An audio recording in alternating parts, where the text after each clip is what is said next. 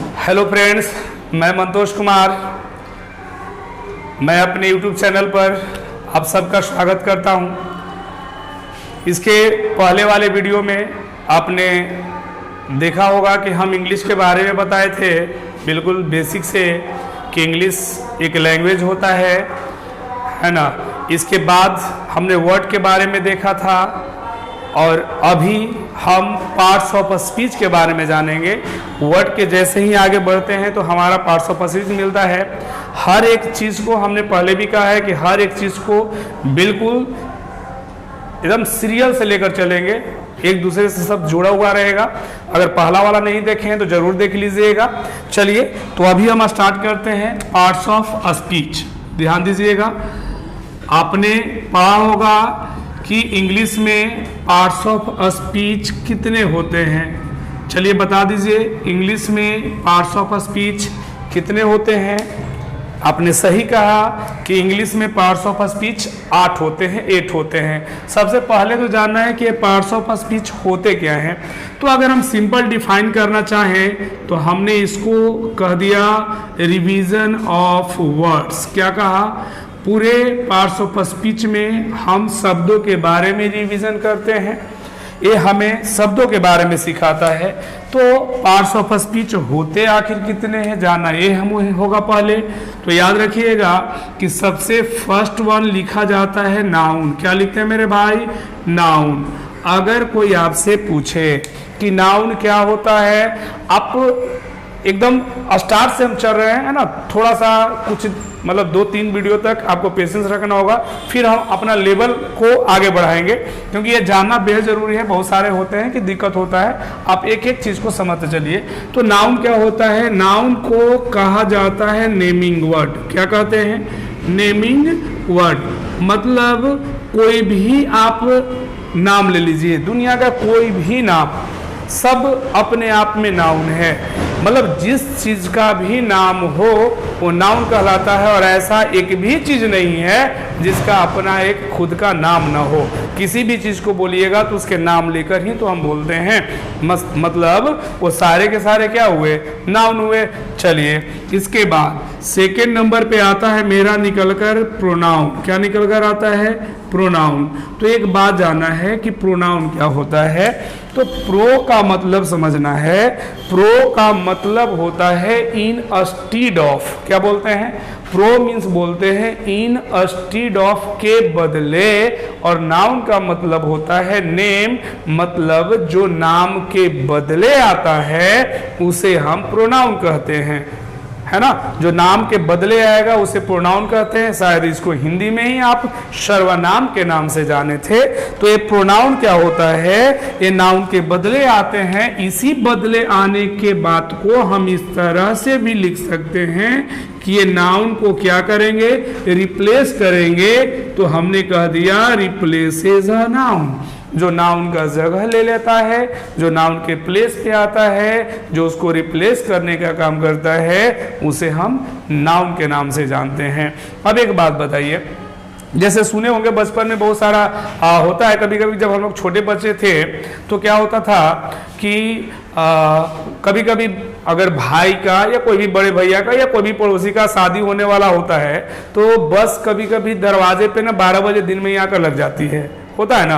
अब जब छोटा बच्चा होते थे हम लोग तो बहुत ललक होता था कि हमें बारात जाना है, और 2-3 घर में बच्चे होते ही हैं। तो क्या करता है कि बच्चा पहन कर, मम्मी भी ये बात तो उनको पता होता है मम्मी पापा को किसी को जाना तो है नहीं, तो हम लोग क्या करते हैं कि चले जाते हैं पहले ही पहन कर, है ना। मम्मी भी पहना देती कि ठीक है बाबू जाओ। और जाकर बस पे हम लोग एक क्या होता था कि सीट होता था, तो सीट को हम लोग रिजर्व कर लेते थे। मतलब हम लोग उसको गांव में ना सीट लूटना बोलते थे कि हम लोग लूट लिए कि इस पे बैठकर हम जाएंगे। और होता क्या था कि जैसे ही जब गाड़ी खुलने को होती थी, जब लास्ट समय में, तो पापा एक आदमी के साथ आते थे और बोलते थे कि बेटा खड़ा हो जाओ, है ना। ये क्या है? ये आपके मौसा जी हैं या फूफा जी हैं या नाना जी हैं, कोई भी हैं, हमें उठा दिया जाता था। अब हम लोग, अब समझो यार, सुबह से जगह हम लेकर बैठे हुए थे और लास्ट में हमें उठा दिया जाता है, तो दिल पे क्या गुजरा होगा। यही बात को अगर वो बच्चा, वो छोटा वाला बच्चा अगर बड़ा हो जाता है, मान लो कि बच्चा गया हुआ था कहीं मार्केट, है ना, पापा सोचे कि बेटा तो है नहीं, अब बारात हम ही चले जाते हैं। पापा भी थोड़ा पहन वहन के तैयार हो गया, जैसे ही घर से निकलने वाले थे ही कि बेटा उधर से चल आता है और पापा से पूछता है कहाँ चल दिए।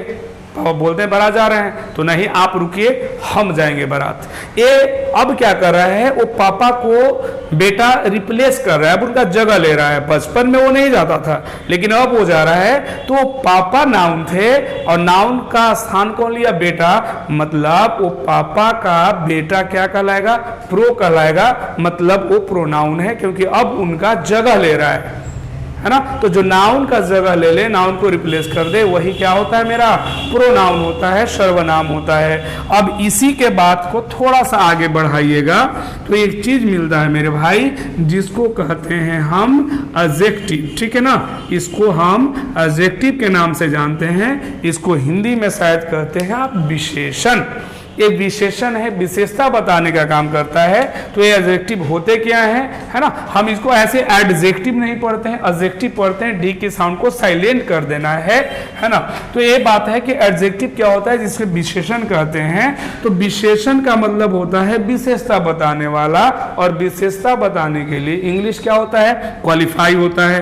तो हमने क्या कह दिया कि क्वालिफाइज क्या करेगा, विशेषता तो बताएगा, लेकिन किसकी विशेषता बताएगा, अ नाउन, नाउन की विशेषता बताएगा। तो नाउन की विशेषता बताने वाले क्या होते हैं, एडजेक्टिव होते हैं। तो एक बात बताइए, ये नाउन की विशेषता बता रहा है तो क्या प्रोनाउन की विशेषता बताएगा, सोचने वाली बात है। अच्छा ऐसा सोचो, कब कोई वही छोटा बच्चा अगर कहीं शहर चला गया पढ़ने के लिए, मान लो कि चला आया कहीं पे शहर में। अब शहर में आने के बाद क्या होता है कि जो गांव के बच्चे होते हैं, तो हम लोग को लगता है कि थोड़ा सा बॉडी सॉडी पे भी ना ध्यान दिया जाए, है ना। तो अब क्या करेगा, वो जिम उम ज्वाइन कर लेता है बेटा, है ना। जिम ज्वाइन किया, अब थोड़ा सा बाइसेप ट्राइसेप तो बनेगा ही। अब वही बेटा घर गया, अब होता क्या है कि पापा का हो रहा था पड़ोसी से लड़ाई, अब बेटा का भी मौका मिल गया। अब सोचा कि क्यों नहीं यहाँ पे दिखा दिया जाओ, गलती बाबू उसके पापा का ही था, है ना। लेकिन वो पड़ोसी से जाके कहता क्या है कि अगर वो गाली दे दिया था गलती से, पहले तो कुछ बोले होंगे, उसके बाद वो गाली दिया है, तो बेटा को लड़ना है तो जरूर कहेगा कि आप हम मेरे पापा को गाली नहीं, गाली किसको दिए हो, मुझे दिए हो। मतलब पापा नाउन थे, नाउन के बदले प्रोनाउन आया था, पापा को गाली दिए, नाउन को गाली दिए। मतलब ये हमेशा समझना है कि बेटा को भी गाली दिया है ना। फिर अपना काली दिखाता है वहां पे। तो नाउन को जैसे ही क्वालिफाई करेगा ना मेरे भाई, तो हमेशा याद रखना ये प्रोनाउन को भी क्वालिफाई जरूर करेगा। तो जो नाउन और प्रोनाउन की विशेषता बताते हैं, है ना, क्वालिफाई करते हैं, उसे कहते हैं एडजेक्टिव। समझ में आ रही है बात, बिल्कुल। अगला चौथा नंबर पे मेरा निकल कर आता है वर्ब, है ना। इसको हम क्रिया कहते हैं। वर्ब को क्या कहते हैं मेरे भाई, क्रिया। अब एक क्रिया क्या होता है, तो शायद आपने जरूर सुना होगा कि क्रिया को ही कहा जाता है एक्शन वर्ड। क्या कहते हैं, एक्शन वर्ड। एक्शन वर्ड का मतलब हुआ कि कोई भी अगर कार्य आप कर रहे हैं वो आपकी एक्शन है। जैसे अगर मान लो कि हम अभी पढ़ा रहे हैं, पढ़ाना मेरा काम है, पढ़ाना एक्शन है। कोई खेल रहा है, खेलना उसका एक्शन है। कोई दौड़ रहा है, दौड़ना उसका एक्शन है। अब सिंपल हम लोग ये बोल देते हैं कि जिसके लास्ट में ना लगा हुआ रहे वो मेरा वर्ब है। तो गलती से मत कर देना, कोई दिमाग ज्यादा लगाता है कि सर तो पटना का भी तो लास्ट में ना है, तो क्या वो वर्ब है, जी नहीं। ये गलती ना करेंगे। एक्शन बताएगा, दौड़ना, हंसना, रोना, गाना बजाना, ये सारे के सारे एक्शन वर्ड है, एक्टिविटी बताते हैं, ये वर्ब होंगे। अगला 6 नंबर पे निकल कर आता है मेरे भाई एडवर्ब। एडवर्ब को हिंदी में कहा जाता है क्रिया विशेषण। क्रिया विशेषण क्या होता है, एक क्रिया की विशेषता, इससे ही पता चला क्रिया विशेषण है तो क्रिया की विशेषता बताएगा। तो विशेषता बताने के लिए हमने आपसे कहा कि क्या लिखना है, क्वालिफाइज लिखना है। अब किसकी विशेषता बता रहा है मेरे भाई, वर्ब की। तो जो वर्ब की विशेषता बताता है उसे हम क्या कहते हैं। एक बात और सिंपल जान लेना है, ये आगे हम आपको मिलाएंगे कि एडवर्ब क्या होता है। ये वर्ब की तो विशेषता बताता ही है, नाउन और प्रोनाउन को छोड़कर। अगर नाउन और प्रोनाउन को छोड़ दिया जाए तो जितने भी हम पार्ट्स ऑफ स्पीच लिखेंगे, adjective, verb, adverb, preposition, conjunction, ये सारे की विशेषता बताने का काम एडवर्ब करता है। ठीक है, तो एडवर्ब क्या करता है, नाउन और प्रोनाउन को छोड़कर सारे पार्ट्स ऑफ स्पीच की विशेषता बताने का काम करता है। ये आगे हम आपको मिलाएंगे, फिलहाल जानना है कि वर्ब की विशेषता बताता है। 7 नंबर पे निकल कर आता है मेरा कंजंक्शन। क्या, पहले हम एक और लिख देते हैं प्रीपोजिशन, ऐसे कहीं पे लिखा जा सकता है। हमने बोला प्रीपोजिशन। अब एक प्रीपोजिशन क्या होता है? प्रीपोजिशन को हिंदी में कहा जाता है संबंधवाचक। क्या कहते हैं? संबंधवाचक। अब संबंध है तो संबंध बताने के लिए क्या रिलेटिंग वर्ड लिखना सही होगा? संबंध के लिए रिलेशन ही तो लिखते हैं, इसी को हम कह दिए रिलेटिंग वर्ड। मतलब रिलेशन बताने वाले, संबंध बताने वाले वर्ड को प्रीपोजिशन कहते हैं, संबंधवाचक कहते हैं। आगे 8 नंबर पे आ जाइए। इसके बाद निकल कर आता है मेरा कंजंक्शन। क्या निकल कर आता है? कंजंक्शन। गलती से हम लोग इसको कभी कभी क्या पढ़ देते हैं? कंजक्शन। ये कंजक्शन नहीं है, ये एन के साउंड को साइलेंट नहीं करिएगा, और गलती यही होता है, कंजक्शन कहते हैं। अगर आपके एग्जाम में एक पूछा जाता है मिस स्पेल्ड, और जरूर पूछेगा, और आपको वहां पे ए भी दिया हुआ रहता है, एन को नहीं लिख कर देगा, तो कभी भी कंजक्शन कहिएगा तो गलत मार्क करके भी आइएगा। तो याद रखना है, कंजंक्शन पढ़ते हैं, कभी भी कंजक्शन नहीं पढ़ते। एक कंजंक्शन को हिंदी में कहते हैं संयोजक। संयोजक का मतलब क्या होता है? मिलाने वाला। जैसे आप देखे होंगे कभी कभी ये क्या करेगा? जोड़ने का, कनेक्ट करने का काम करेगा। मोबाइल ही आपका अगर डिस्चार्ज हो जाता है तो देखिएगा मोबाइल में भी लिखता है कनेक्ट योर चार्जर, नहीं, तो यही कंजंक्शन है, जोड़ने का काम करता है। तो अगर जोड़ने की बात हो गया तो इसी को हम बोल देते हैं कनेक्टिंग। क्या बोल देंगे? Connecting word. जो जोड़ने का काम करेगा वो कंजंक्शन है। अगर मान लीजिए कि अब जॉब हो जाता है आपका, तो देखिएगा घर में एक आदमी आता है आपके पापा के पास कि बेटा का जॉब हो गया है, शादी करिएगा। नहीं, तो पापा भी अब बेटा का सही में जॉब लग गया है तो शादी तो करना है। पापा भी बोल देते कि हाँ लड़की देखे हैं, पता करिए। हाँ कहते हैं कि हाँ देखे हैं। अब वही आदमी उस लड़की वाले के पास जाएगा और बोलेगा कि एक लड़का जॉब में है, बेटी का शादी करिएगा। अब भैया किसको पसंद नहीं है जॉब वाला लड़का, है ना? पापा उसके भी तैयार हो जाते हैं, बिल्कुल करेंगे। ये जो भैया ये आदमी इधर लड़के के तरफ और लड़की के तरफ ये जो आ रहा है ना, यही आपका कौन है? कंजंक्शन है। इसी को शायद गांव में हम लोग अगुआ कह देते हैं। नहीं, ऐसे आदमी को हमेशा 2 बिस्किट ज्यादा खिलाना चाहिए, बड़ी काम का चीज है। देखो आगे, तो यही जोड़ने का काम करता है, कनेक्ट करने का काम करता है मेरे भाई।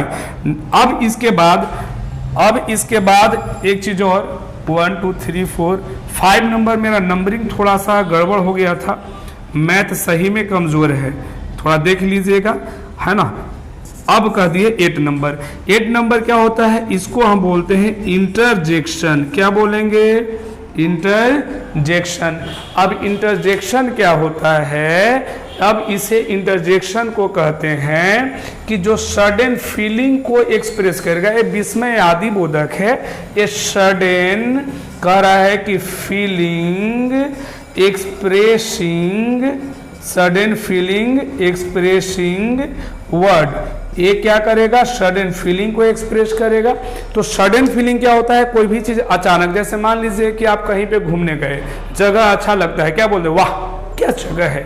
ये वाह क्या है मेरे भाई? सडन है। अगर मान लो कि विराट कोहली या रोहित शर्मा छक्का मारता है, क्या बोलते हैं? वाह क्या छक्का मारा है। ये वाह क्या निकल रहा है? किसी अब पड़ोसी से पूछकर थोड़ी ना बोलते हैं कि भाई बोले वाह, नहीं, आपकी ये सडन फीलिंग है, वो निकलेगी ही निकलेगी, है ना? कोई काम ही आप कर रहे हो, अगर फिंगर ही कट जाता है तो क्या बोलते? उफ, ये उफ क्या है? सडन है। फेसबुक का जमाना है, कोई भी फोटो अपलोड करता है, देखना अगर आप अपलोड करते हो तो दोस्त उधर से बोलेगा वाव नाइस पिक, ए वाव ऑसम। ये सब क्या है? सडन है। बेटा अपलोड आप किए हो, छटपटा उधर हो रहा है ना? यही सडन होता है। सब पूछ कर नहीं कहा जाता है, ये आपकी एक्सप्रेशन है, वो निकलेगा ही। तो ये सडन फीलिंग को एक्सप्रेस करने का काम करता है। इसे क्या कहते हैं? हम इंटरजेक्शन कहते हैं।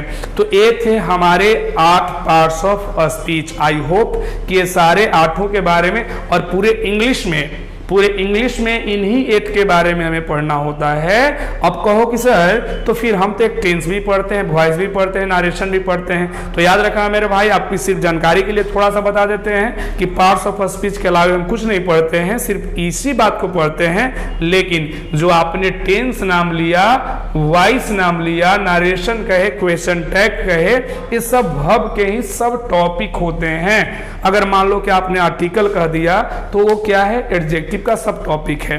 तो इसके बारे में हम फिर अगले वीडियो में पढ़ेंगे, है ना। इसके आगे जैसे ही कुछ भी आता है वो आगे हम मिलाएंगे। तो आज इतना इस वीडियो तक, और अगले फिर वीडियो में मिलते हैं। धन्यवाद, आप बने रहिए, सपोर्ट करिए। Thank you.